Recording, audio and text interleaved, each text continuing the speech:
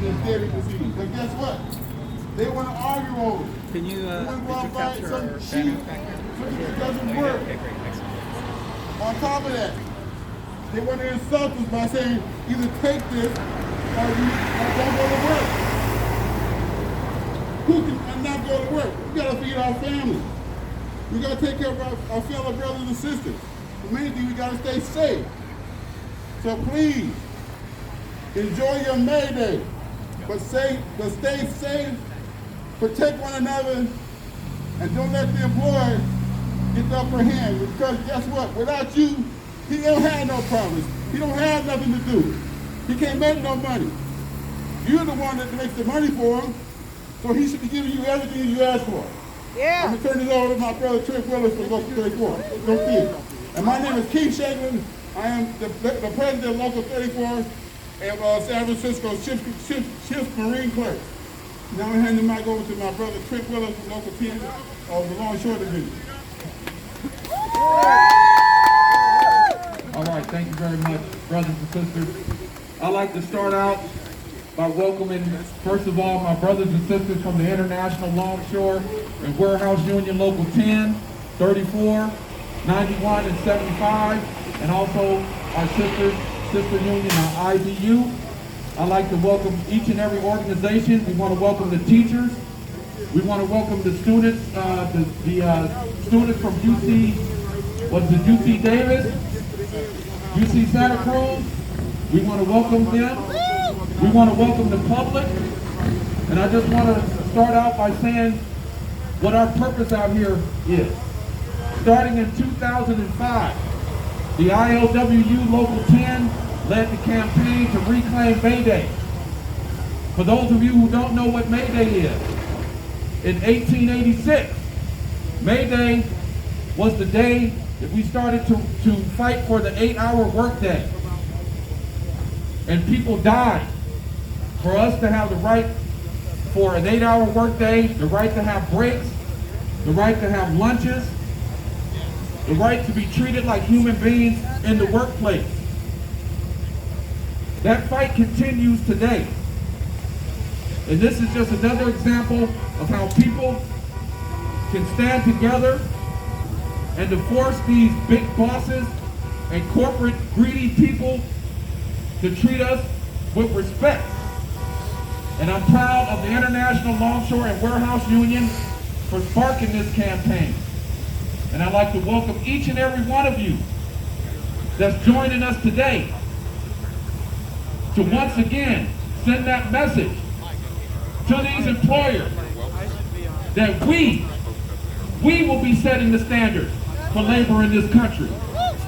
Yeah. The Labor Day in September is irrelevant. Today, we are joining workers all over the world and celebrating the real Labor Day, which is May 1st. So congratulations to all of you out here who showed up. We will be caravanning across the city today. We will be supporting the nurses, who we all know don't have enough proper PPEs to take care of our brothers and sisters that have been affected by COVID-19.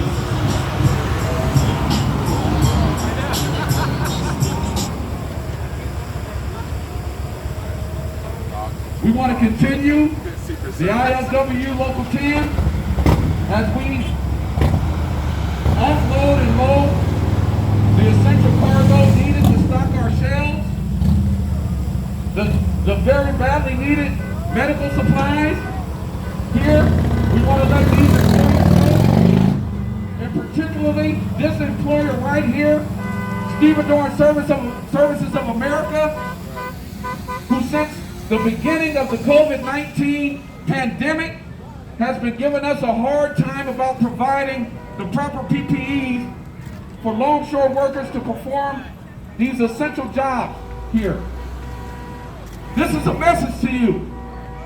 And this is a message to all employers who think you can push workers around. We are united. An injury to one is an injury to all. No matter where you work, we are in the same boat.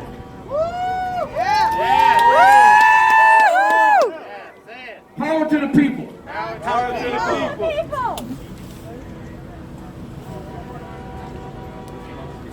And for those who thought we forgot about the Grand Princess, we have not.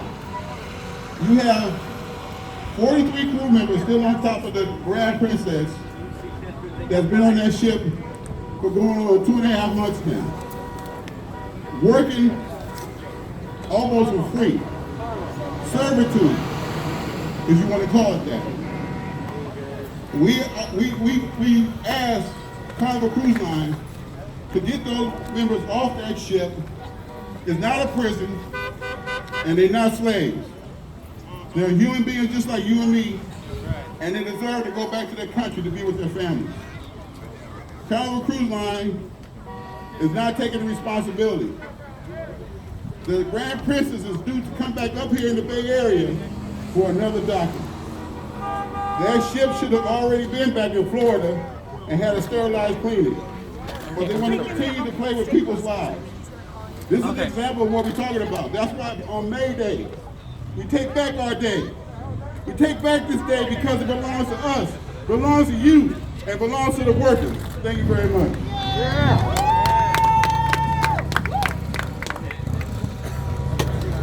All right, brothers and sisters, at this time we want to recognize the student workers from UC Santa Cruz and Davis. UC Santa Cruz and Davis.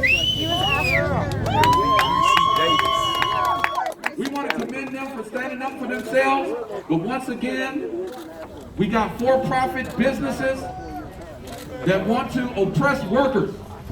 And these brothers and sisters exercise their right to strike for better wages and better working conditions, and the employer's response was to fire them. We also want to give a shout out to the Amazon workers and let them know that we appreciate them. We appreciate them standing up for themselves. And the message I want to give to the employers before I hand the mic over to these students is that I want you to take a good look at what's happening out here. This is not just ILWU Local 10 members out here. This is everyone. And you better get ready when you want to oppress workers. We want to send a message to UC, the UC system, that we back these students. Power to the people. All right, thank you. My name is Carlos Cruz. I'm a graduate student at UC Santa Cruz. Yes, I was recently fired about 2 months ago for my engagement in the strike. And what I gotta say is, an injury to one is an injury to all. That's how we're standing here with the ILWU. From port to port, we gotta be here and represent, pretty much all the rights, for the people, especially at this time during this COVID crisis, where we know that a lot of bosses are taking advantage of this time and exploiting their workers. And we're here to say, fuck all that. So we're here to stand with our brothers and sisters at the ports. Hello everybody, my name is Kieran Rajgopal from UC Davis. I live right here in Deep East Oakland, so I'm very happy to be out here today with the comrades from ILWU. We're standing out here today not only to be in solidarity with ILWU and the beautiful people of Oakland, but to working people who are struggling all over the state, all over the nation, all over the world. I just hope we can be out here, make some noise, show that working people are going to be heard, and that we won't stand to be oppressed by the people with the money and the guns. So thank you everybody, and we're all standing together in this, so all power to the people. All right, and once again, brothers and sisters, you see terminals, you see this terminal behind me, you see terminals lined up all up and down this street, all the way around the Port of Oakland. And today, nothing is moving. None of this cargo is moving today. And I want to thank the members of the International and Longshore Warehouse Union for that. And the message we want to send to these bosses is that together, all together, we will not be moved, just like this cargo. We will not be moved. Thank you very much.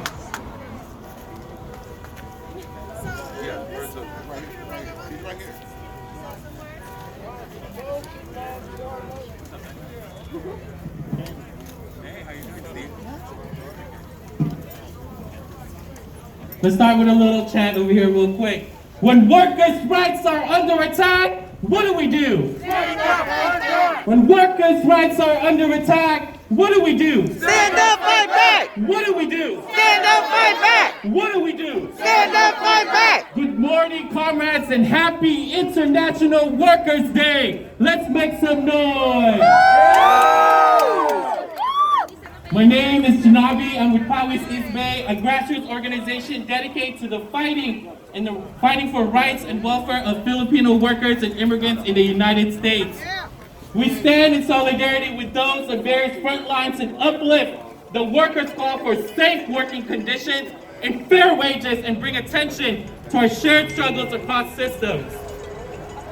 Filipinos make up the large population of the world's domestic workforce at 5 million and have 6,000 people leave the country each day.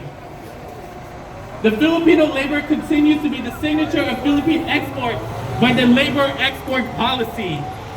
The Filipino government provides no protection for these workers, and even as the Philippine economy has grown increasingly dependent on remittances from overseas workers. On March 9th, the Grand Princess docked here in Oakland and disembarked 3,500 passengers, but left the crew members inside. Workers were forced to continue to work in the contaminated ship and were left to protect themselves as they clean and sanitize the ship. What do we say to that? Filipinos make up the 20% of our international seafarers, so it was not a surprise when the Grand Princess docked here last month due to COVID-19 that there are over 500 Filipino workers in that ship.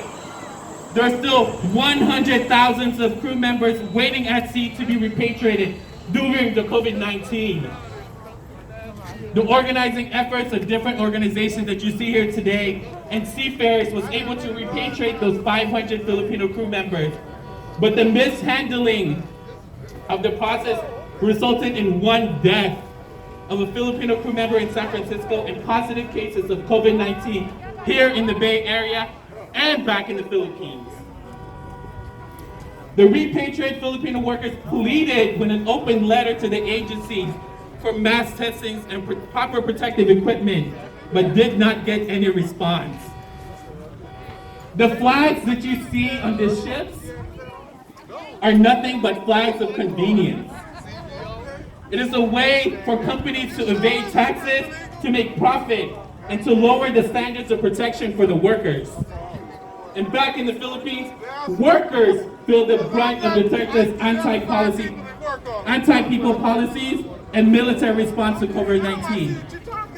Prior to COVID-19, workers in the Philippines already faced harsh conditions, low wages, and mass unemployment.